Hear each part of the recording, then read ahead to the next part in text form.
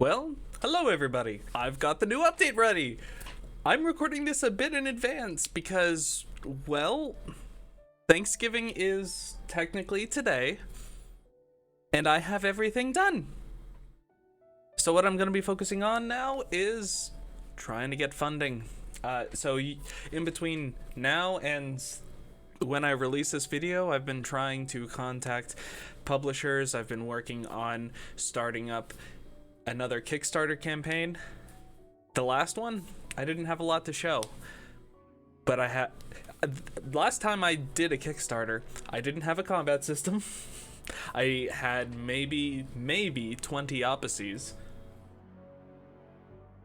and I didn't have any credibility as to my routine updates. Well, that has all changed, so I'm hoping that maybe I can try and work something out. I know I was nowhere near meeting my goal last time. I did have one generous donor that was not anybody that I personally knew, so I'm happy. Once you see this, please check out the Kickstarter, because whenever this releases, I hope to have it up and going, and I hope to be talking to several different publishers.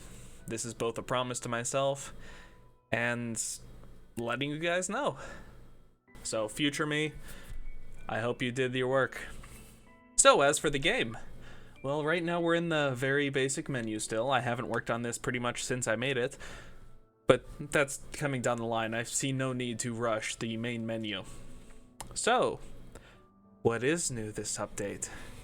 I worked on something a little bit special, something I didn't think that I'd be able to do anytime soon. I worked on lighting. For future update plans, I want a day-night cycle. There are many different instances as to why I would want this.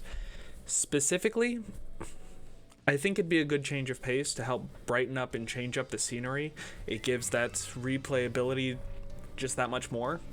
It helps me better flesh out Apacies' overland behaviors. As of right now, before this update, they only chased you or ran away from you, and then they just stayed in place. They still do that weird stay in place. I haven't really worked on that since then. But now, just to let you know, there is a very, very rare chance that if they have a group of natures that mate or fight, they will chase after somebody else who has those same natures. There's one that can do either, which is a little bit interesting.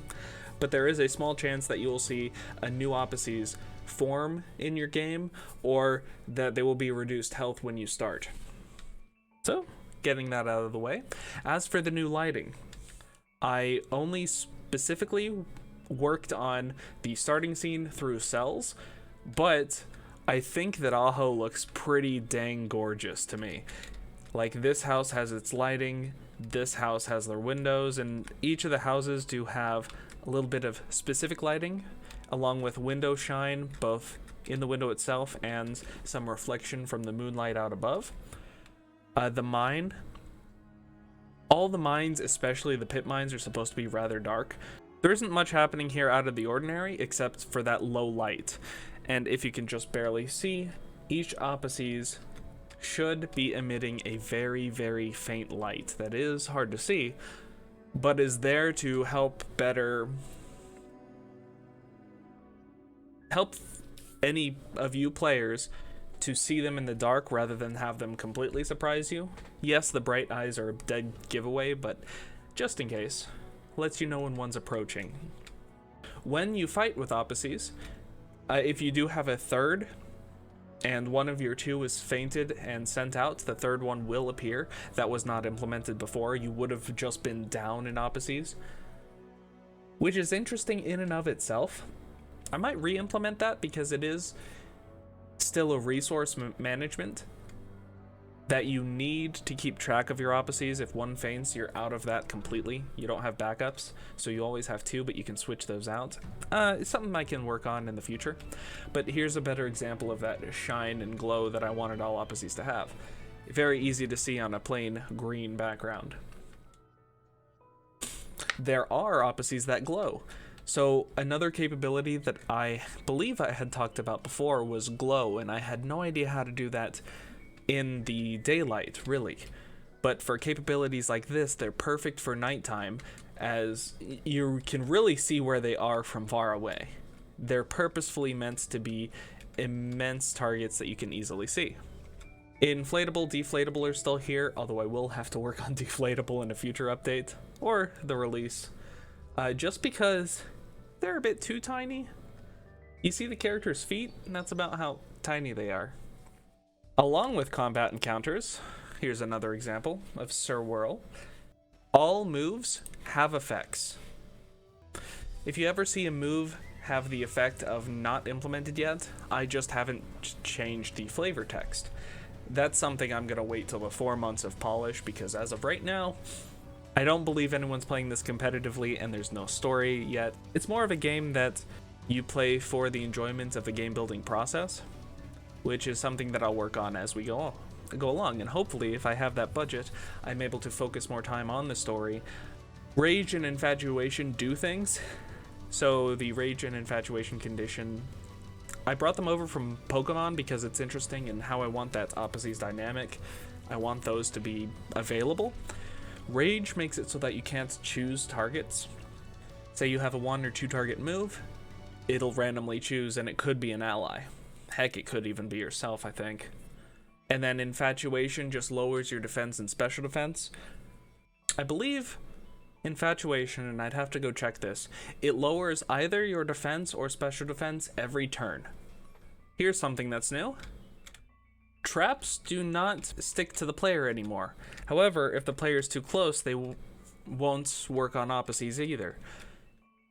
I like this mechanic because, one, if you are specifically trying to avoid something, the Apacies is likely to avoid those as well.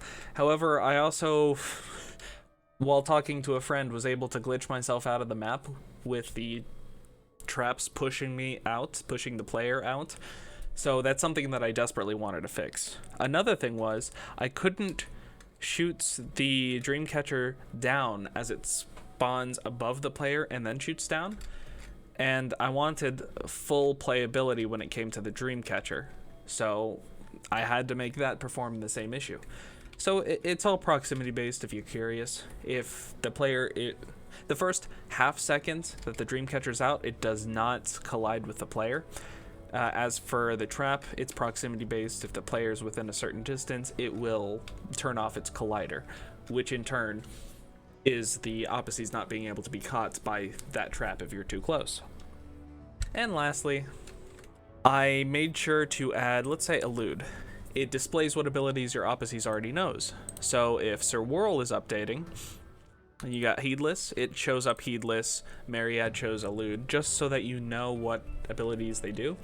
Again, descriptions of these abilities is likely to stay until that final polishing update just before February 2024, as that'll be when I have the most time for this project, hopefully. Another thing is some Apacies work lacking evolutions, so as part of the implementing every Apacies, so every Apacies is implemented in this game, except legendaries. You can't find them anywhere, but every other Apacies you can either access or find in the world. So I had to make sure evolutions were here, and all of Myriad's evolutions are available. I will have to mess with how they are displayed, as you can see. Twyro is kind of hidden over here. You can't get a very good gauge of what it's supposed to look like. Maybe I'll off it to the side. We'll figure that out later. But the evolutions are still down here. If they have branching evolutions, you'll see them all. Any evolution's going to cost you 10 points. So far, that's all it'll be. So, as for next update, I want to finalize NPC designs.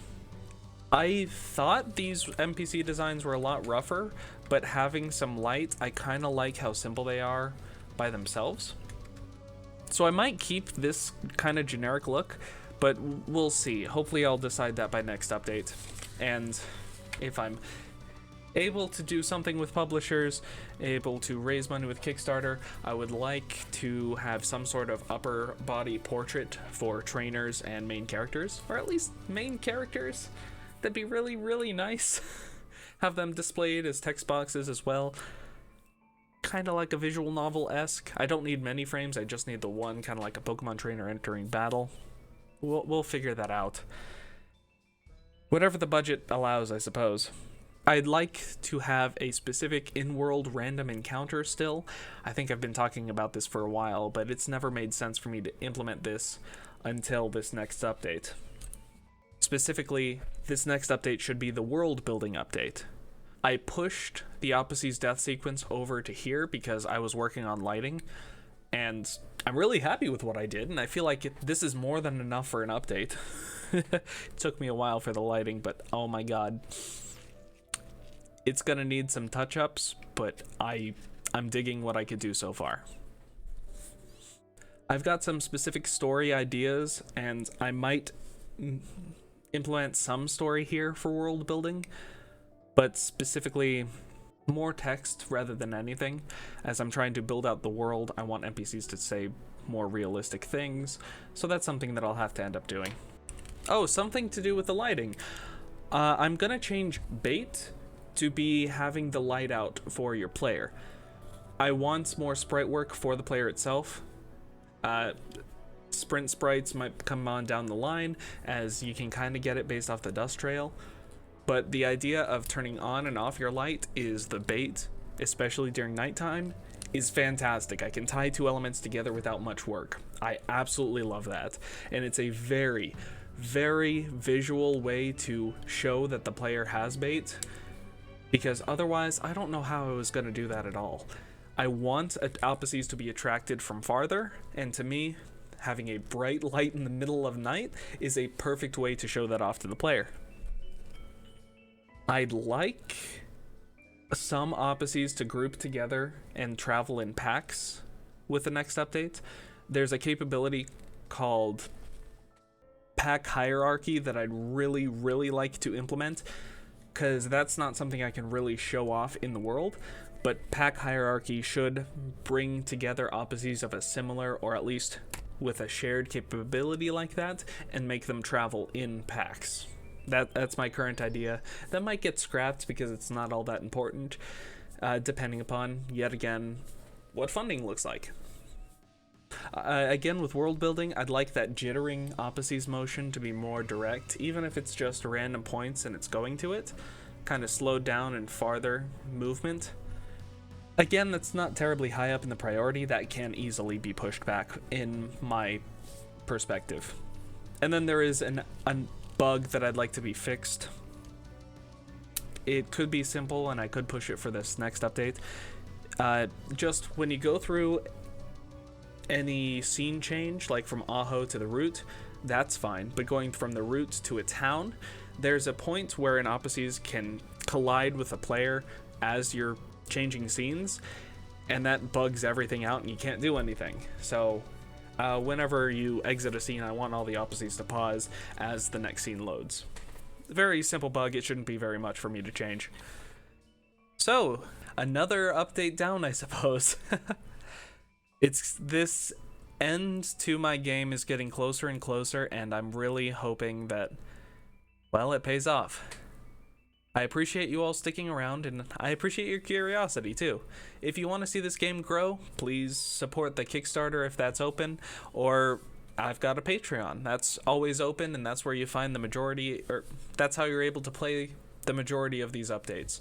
The game is progressing quite nicely, and it's definitely thanks to my patrons' help, because without them, I wouldn't be able to pay for the new sprites, I wouldn't be able to pay for some of the sound packs.